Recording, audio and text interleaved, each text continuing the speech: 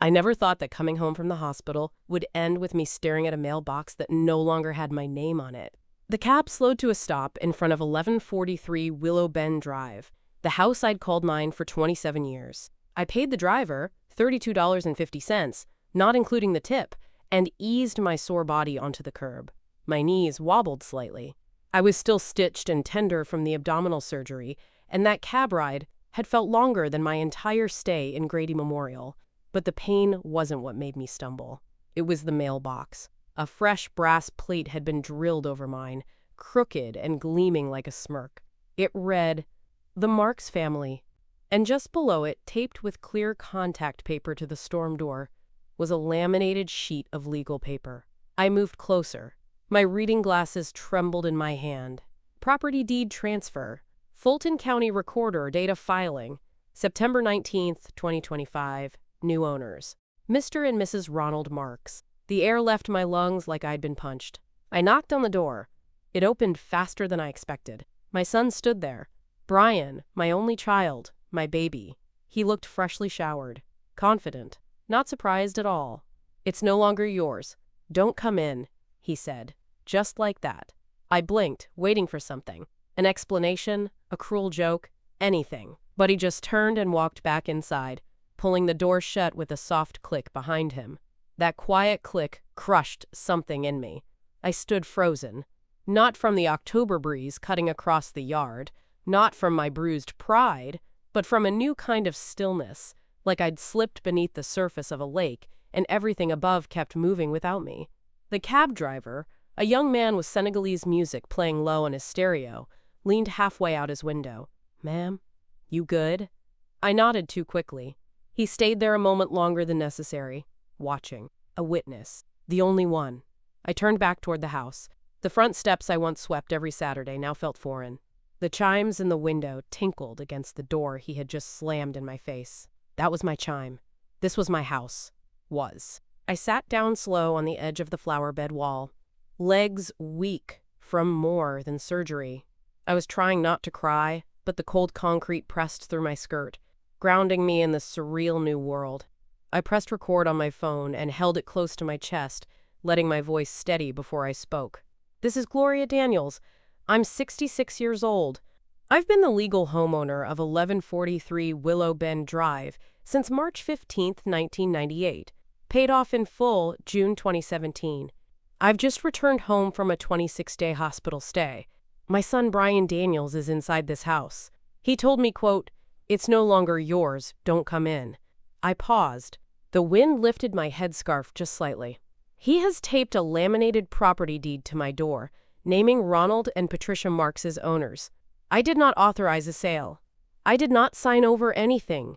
I was under anesthesia for surgery on September 2nd and remained in ICU through the 19th, the date listed on that transfer." I swallowed hard. I am locked out of my home. The red recording light blinked back at me. My thumb hesitated over the save button, but I pressed it. Voice memo saved. October 3rd, 2025, 11:22 a.m. I looked back at the house. Brian moved behind the window curtain and then let it fall closed. Just like that, a lifetime together snapped shut. That's when the ache turned sharp. It wasn't just that he'd taken something. It was that he'd planned this. He waited until I couldn't move, couldn't ask questions, couldn't check my mail. This wasn't a misunderstanding.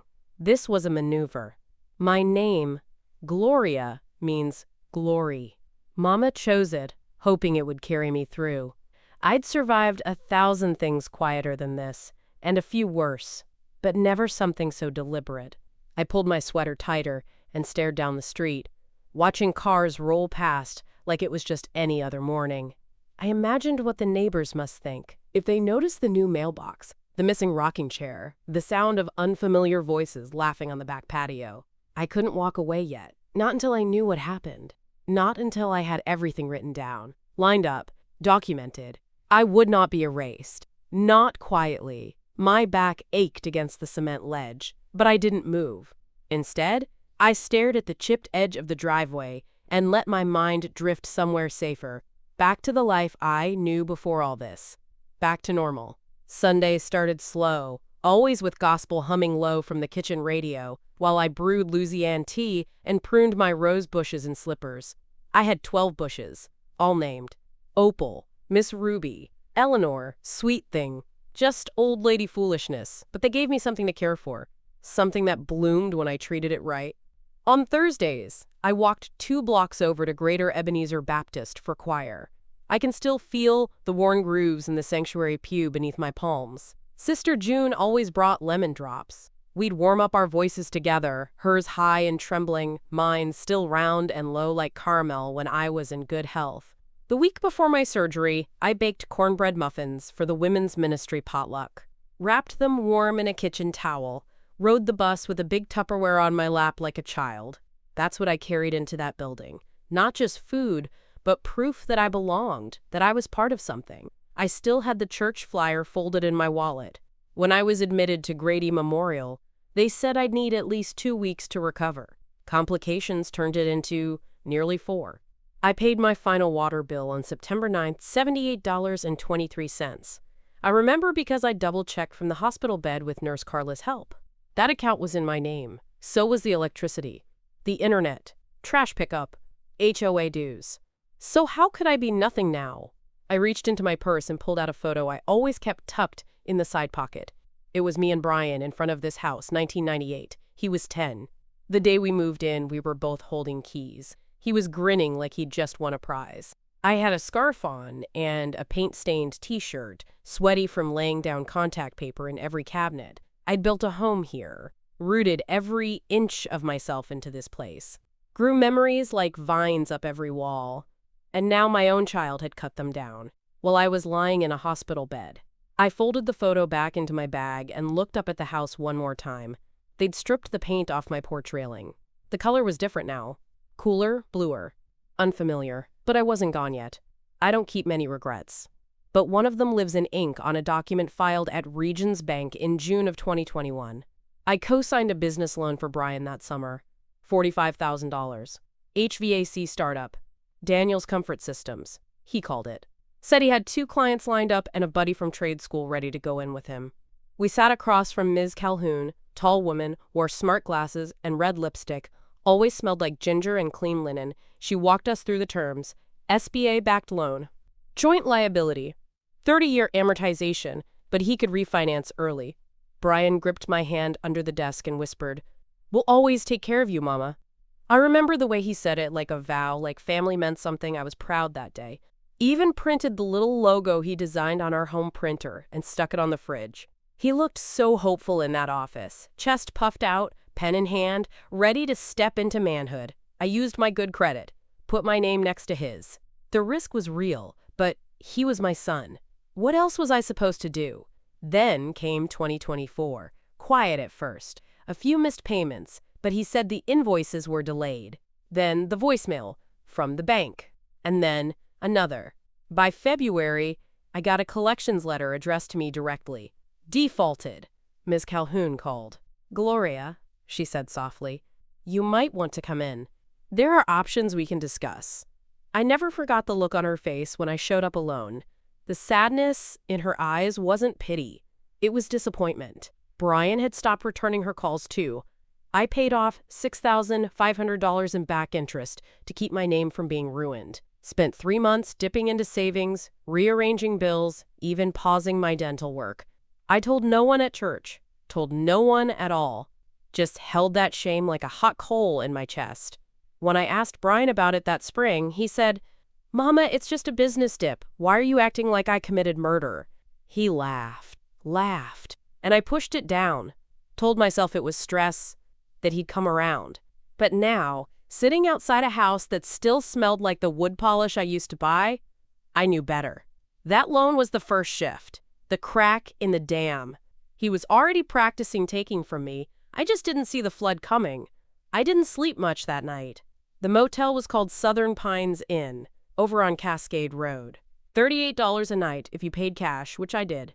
I chose a room on the end, near the ice machine, where no one asked questions. I laid on the stiff bed with the lights off and let the hum of the mini fridge keep me company. Around 3 a.m., I reached into my bag and pulled out the one thing I always carry when life starts coming apart, my ledger. A leather-bound notebook, scuffed on the corners, stitched by hand. A gift from my late sister Ruth in 2011.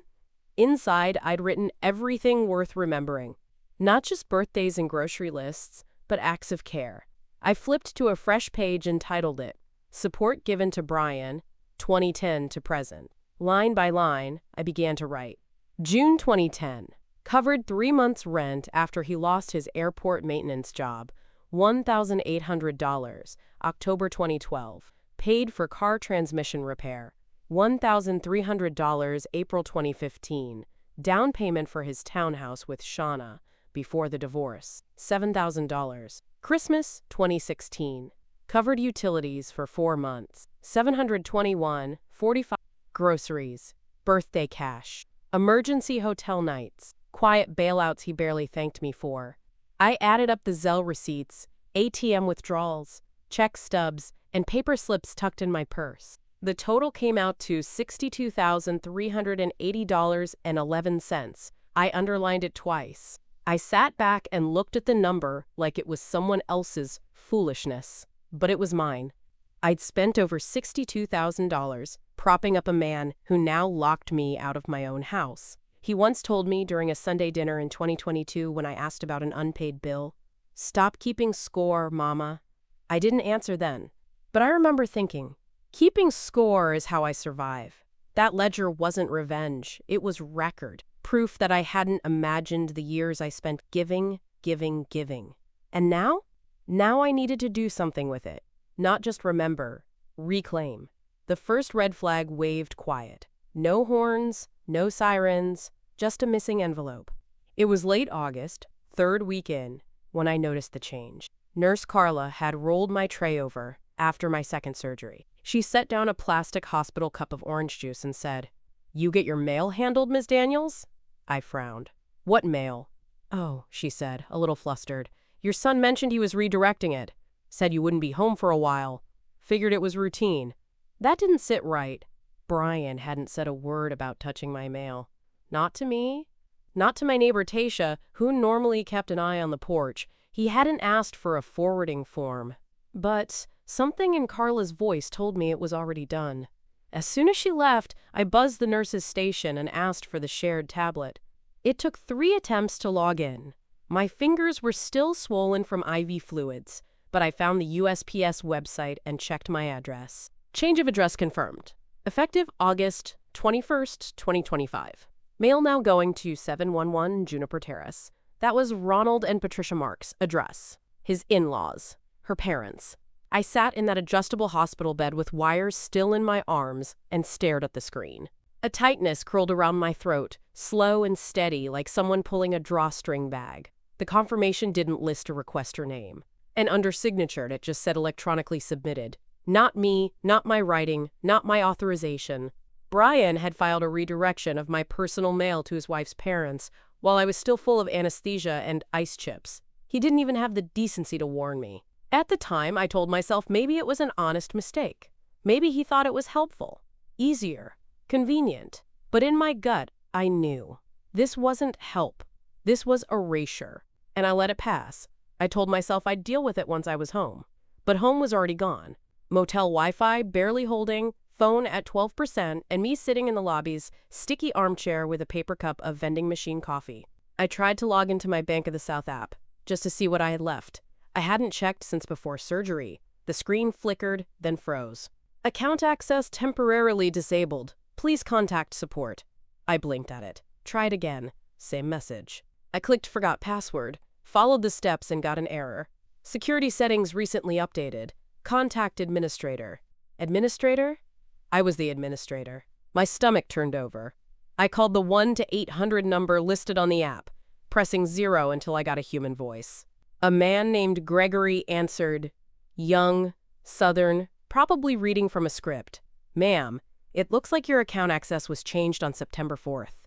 New security phrase, updated phone number, email replacement." I gripped the phone tighter. By who? It was an authorized device under the name Brian Daniels. I didn't breathe for a full 5 seconds. "Do you have a case number for this?"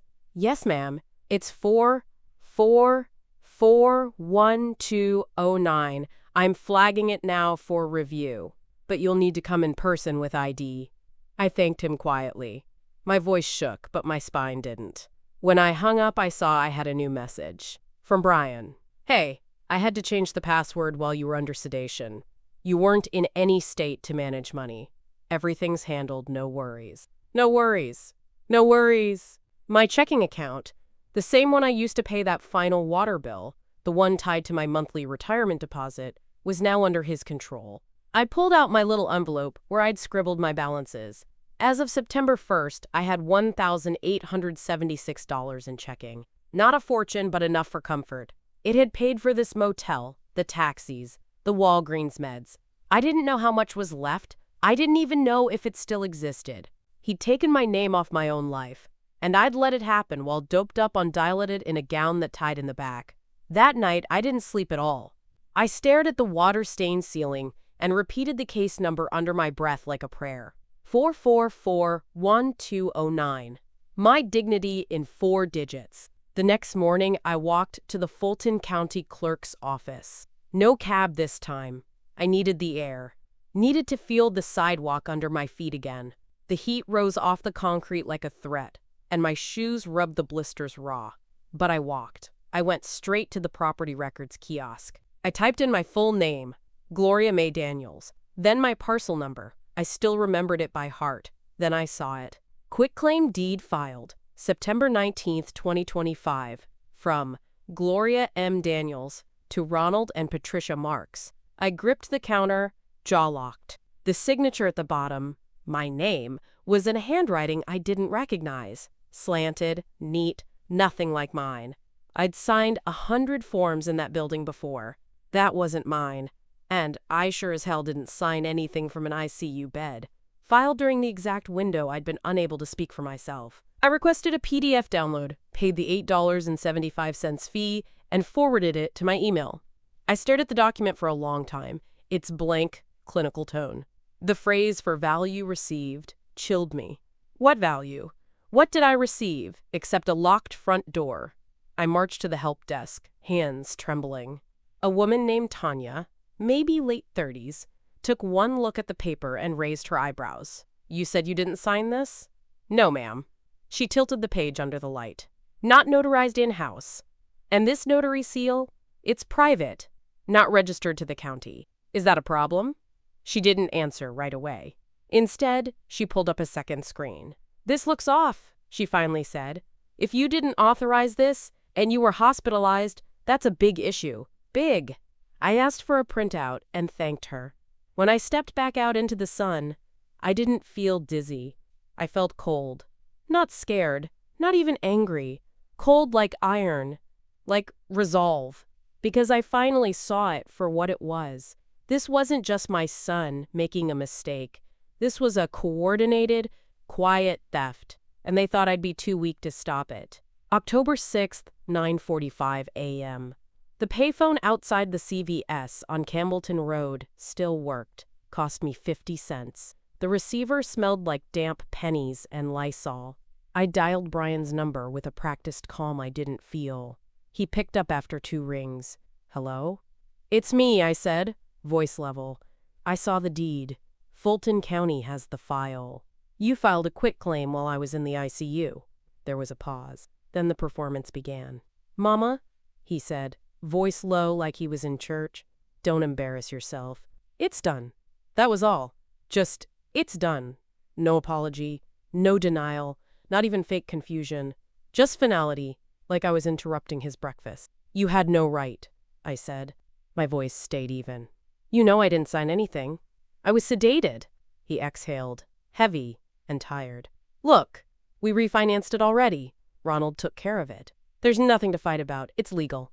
My fingers tightened around the metal receiver. A moth circled the flickering bulb above me. I looked up at it and blinked through tears I refused to let fall. You refinanced my house?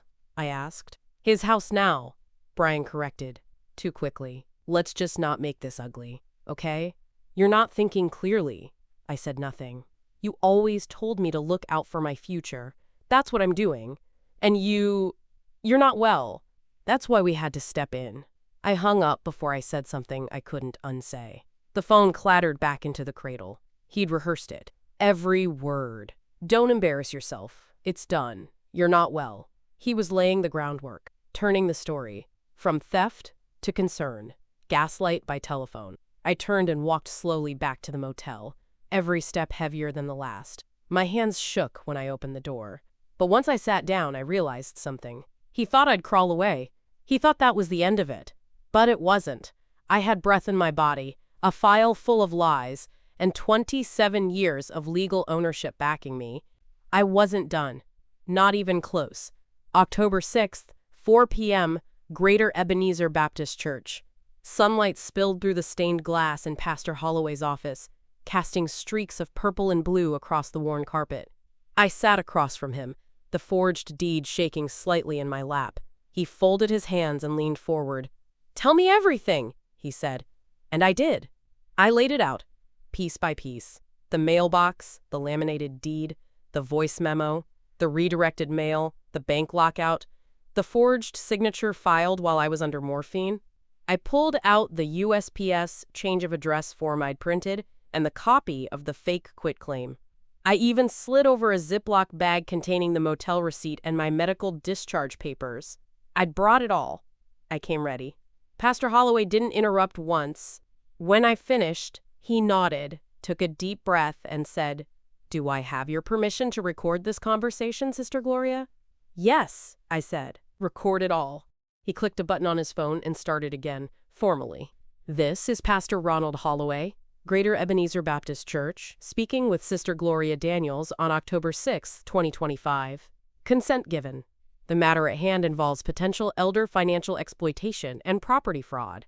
His voice was low and serious. When he said the word fraud, I felt something loosen in my chest, like I wasn't crazy, like I wasn't alone. He asked me clarifying questions, exact dates, names, what Brian had said. I answered each one clearly. No tears this time, just facts. "Have you contacted an attorney yet?" he asked. "Not yet.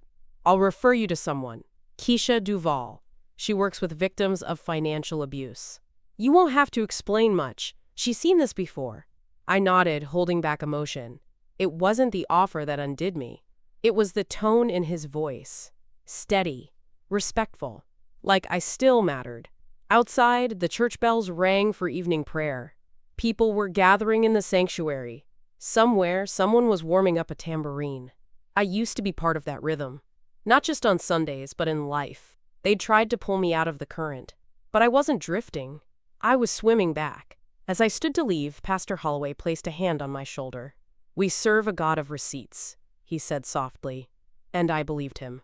October 7th, 9:03 a.m., Fulton County Courthouse, Records Division. The air smelled like old paper and new toner. I stood in line behind a woman arguing over a lien and a young man in joggers trying to record a deed he clearly hadn't read. When my turn came, I stepped to the counter, papers stacked tight in a manila folder against my chest like armor. "I need to file an emergency freeze on a property transfer," I said. The clerk looked up. Her nameplate read Annabelle Polk. Neatly dressed, calm eyes, and a voice that didn't rise even once. "Address? 1143 Willow Bend Drive. Quit claim filed September 19th without my consent. Forged signature. I was in ICU. I have my medical records and the original deed here." She held out her hand. I passed the folder across. She flipped through the documents silently, then nodded. "Okay. You want to file a notice of dispute? And a fraudulent transfer claim. That'll trigger a hold." She handed me a form. I filled it out with slow, deliberate strokes. Name, parcel ID, date of incident, notes on my hospitalization. I wrote, owner incapacitated from Sep 2 to 26. Deed filed September 19th. Not my signature. She stamped everything twice and slid over a printed letter. Case file number 22 F971. Fraud hold in effect. Pending investigation. This means no mortgage or sale can move forward until we finish the investigation, she said. It won't undo the damage yet, but it'll stop the bleeding. I exhaled for the first time in days. Thank you, I said. Annabelle nodded once. People try this more than you think, but you came prepared. That matters. She made 2 copies, one for me, one for the records, and pointed me toward the legal self-help kiosk if I needed more paperwork later. As I stepped back into the October light, the folder felt heavier. But not like a burden, like ballast. Let them try to push a second mortgage now. Let them try to flip or refinance or scam their way forward. They were officially frozen. My name wasn't erased, it was held. And I'd just taken the first step toward getting it back. October 7th, 3:45 p.m. Public Library, Southwest Branch. Back corner, beside the printer station, under the flickering fluorescent light near the genealogy section. That's where I became undeniable. I fed page after page into the copy machine. Zelle logs, bank statements. The original deed I paid a notary $10 to stamp back in 1998. Power of attorney revocation forms. A screenshot of my bank app lockout. The USPS change of address confirmation. The motel invoice. The fake quitclaim side by side with my actual signature on the Regions Bank loan. I even printed a still image from my voice memo app. The time-stamped recording from the day Brian shut the door in my face. 43 pages in total. I clipped them together in a clear report cover from the library's supply drawer. Then I walked up to the desk. The librarian on duty was a young woman named Shauna. Locks pulled into a neat bun, headphones around her neck, blue cardigan. She looked up from her monitor as I approached. "Can I help you, ma'am?" "Yes," I said. "I need someone to witness that I printed these documents here, in sequence with today's date and time. It's for legal protection." Her eyebrows lifted, but she nodded. "Sure." I watched her sign her name, Shauna E. Middleton, library associate. She added, October 7th, 2025, 3:51 p.m. underneath, in her own hand, printed and compiled by Ms. Gloria Daniels. It wasn't notarized, but it didn't need to be. It was proof, context, a clean, public timestamp. An ordinary act turned into armor. I tucked that witness statement into the front of the packet and slid everything into a recycled manila envelope marked legal. It fit snug. No gaps. No room for doubt. Then, as I zipped my purse closed, my phone buzzed. A text from Brian. "Why are you digging up old stuff? You're only making this worse. Just let it go. It's done." I didn't respond. Let it go? He wanted me silent, confused, erased. But I wasn't confused. I was prepared. And now, I had every receipt, every transfer, every fake document, every dollar traced and accounted for. What they stole was visible now, and I had it all, in ink, in time, in public. October 8th, 10:27 a.m. Duval Legal Group, Suite 309, Midtown Atlanta, cool air, and the faint scent of eucalyptus in the lobby. I'd taken 2 buses to get there, wearing my church suit. The gray one with the faint pinstripe and fresh-pressed lapels. It fit looser than it used to, but it still held dignity. I'd washed my face, applied lipstick. Didn't want to walk in, looking like a victim. The receptionist greeted me softly. "Mrs. Daniels, Attorney Duval will see you now." Keisha Duval stood as I entered. 5'4", sharp brown bob, deep brown skin, with a matte finish like armor. She wore a navy pantsuit and a simple gold pin in the shape of a scale. I handed her the envelope. She didn't open it immediately. She looked at me first. Really looked. Not like a problem, not like a case, but like a woman with history. "I've reviewed your pastor's referral," she said. "Let's walk through this together." We spent 2 hours in that room. I showed her the forged quitclaim, the bank lockout, the changed mail, the $62,000 ledger. She didn't flinch. She didn't interrupt. When I finished, she laid a soft hand on the packet and said, "You're not the first, but you're one of the most prepared I've seen." Then she turned professional. Quick. She pulled out her intake sheet, asked about dates, locations, institutions. I gave her everything. The moment Brian closed the door on me. The voice memo, Clerk Tanya, Librarian Shauna, even the motel name. She asked how much I could afford. "I have $1,200 in my savings account," I said. "I can pay today." She didn't blink. "That covers your retainer. I'll send formal notice this afternoon. We're going to reclaim your title and your power." We shook hands. Her grip was firm and warm. As I stood to leave, she added, "Mrs. Daniels, you don't owe them another ounce of grace. You owe yourself justice." Outside, the wind had picked up. A leaf blew past my feet like a signal. For the first time in weeks, I didn't feel alone. I had someone in my corner who knew the rules of the ring. And this time, I wasn't stepping in blind. I was stepping in with backup. October 9th, 10:42 a.m., back at Suite 309. Legal calm humming, like electricity in the air. Keisha handed me a copy of the formal notice she'd sent out first thing that morning. Subject, cease and reverse. Property misappropriation.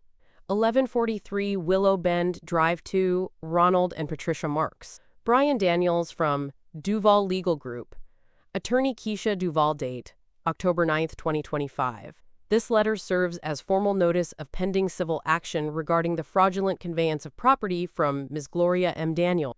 All parties are hereby instructed to return title and control of said property or face an immediate injunction, civil penalties, and referral for criminal investigation. CC'd, the Willow Bend HOA Board, Fulton Housing Office, and Greater Ebenezer's Church Trustees. Keisha had made sure they couldn't hide. I flipped through the packet.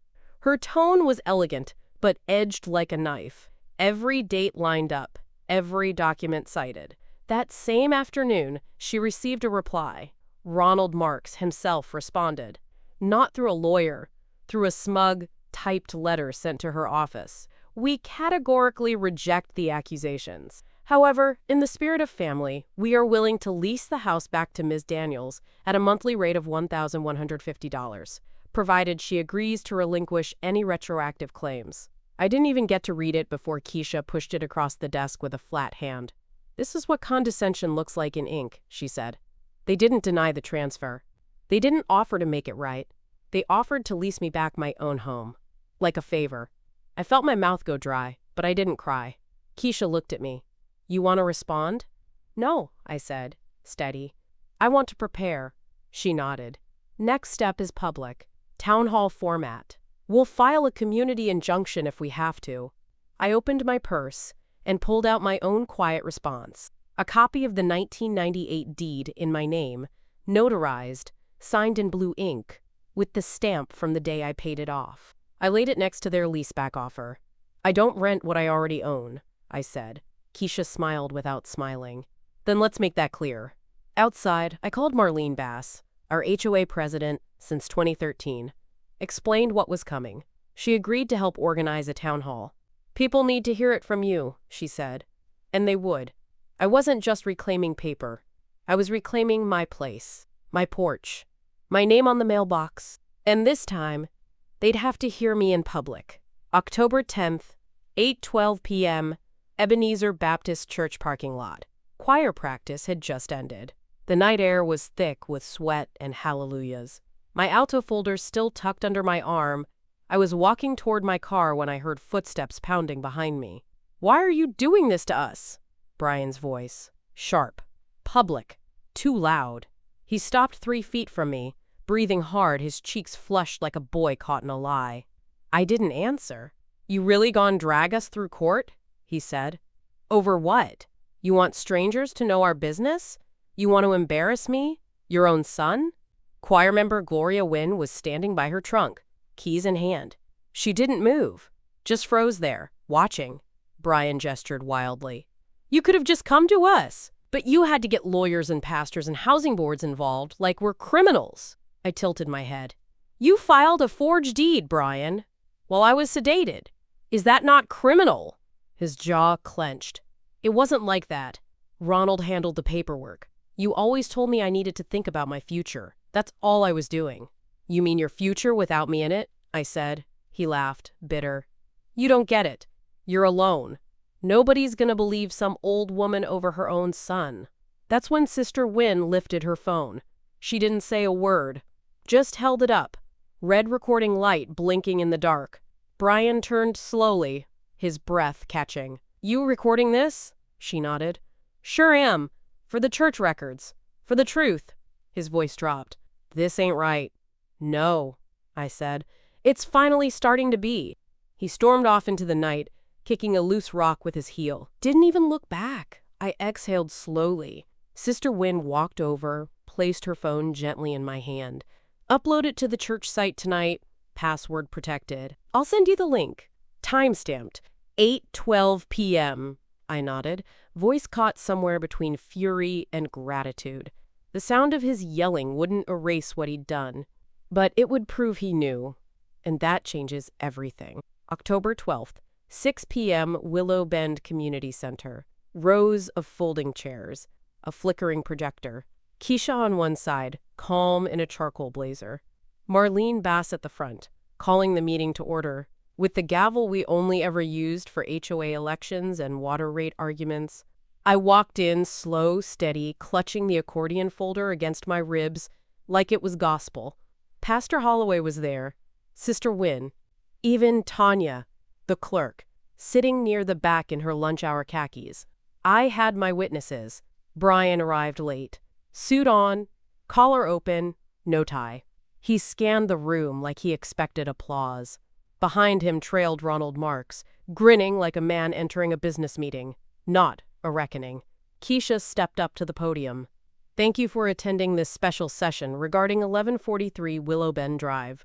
The matter involves contested ownership, forged documentation, and potential elder exploitation. Marlene gestured to me. I took the front seat beside Keisha, unfolded the first deed, and handed copies down both sides of the aisle. Original 1998. Notarized. Paid in full. My name in blue ink, stamped. Then the quitclaim, filed September 19th, the one filed while I had a feeding tube in my nose. I stood, holding the microphone with both hands. I was unconscious when that form was submitted. I did not sign it. I have never agreed to transfer my home. Not for sale. Not for lease. And certainly not as some false gift to my son's in-laws. The room went still. Keisha clicked to the next slide. The USPS change of address order with no authorized signature.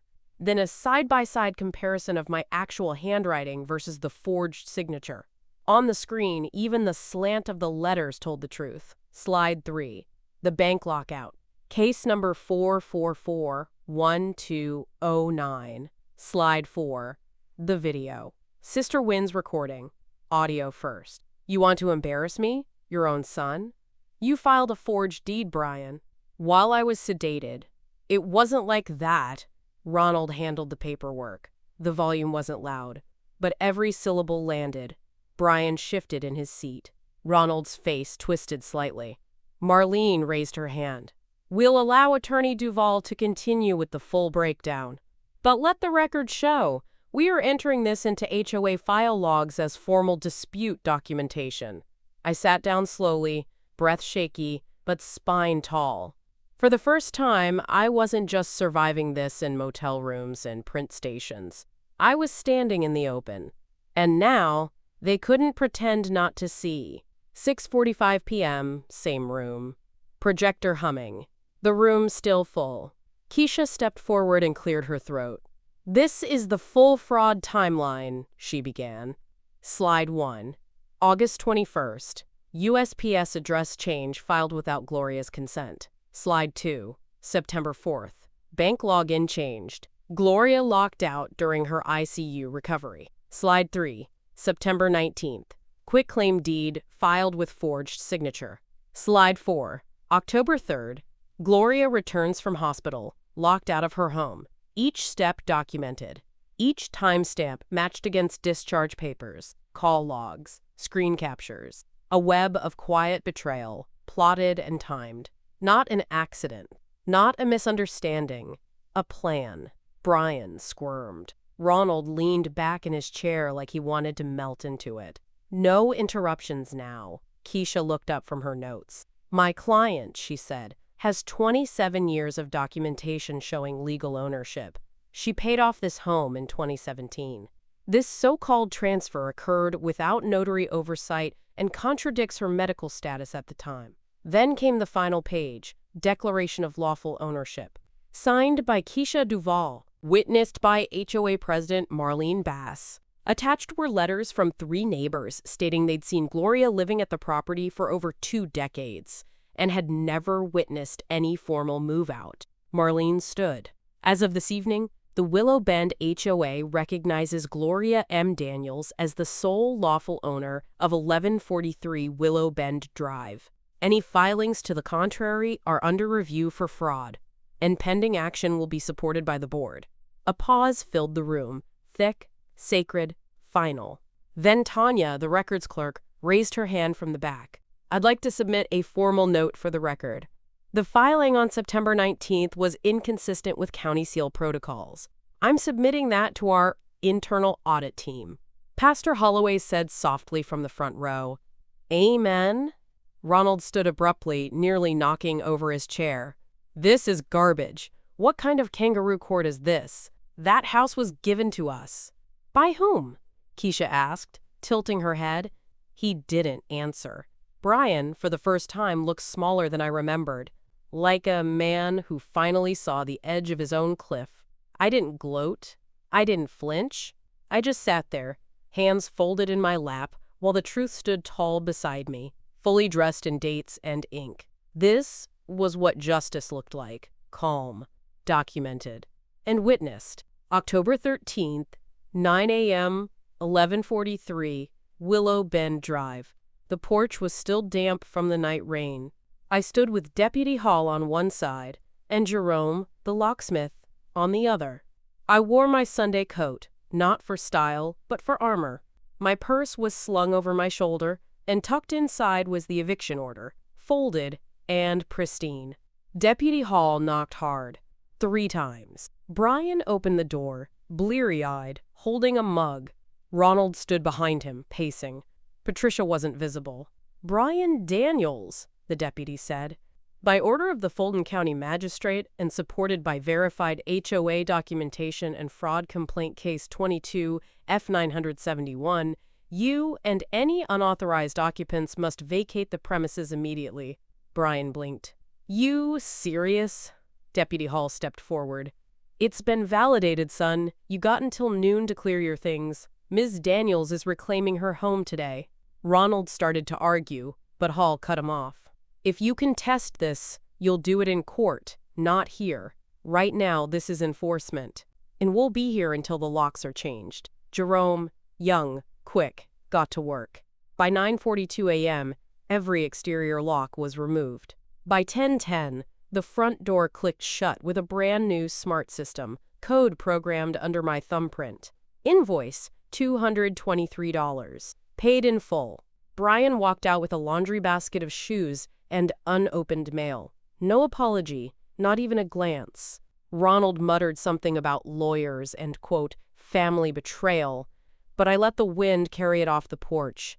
The moment the door closed behind them, I reached into my coat pocket and pulled out the keys, heavy in the hand, warm from the sun.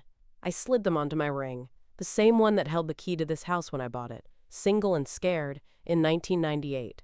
Jerome stepped back. You need anything else, Miss Daniels? No, I said softly. This house knows my name again.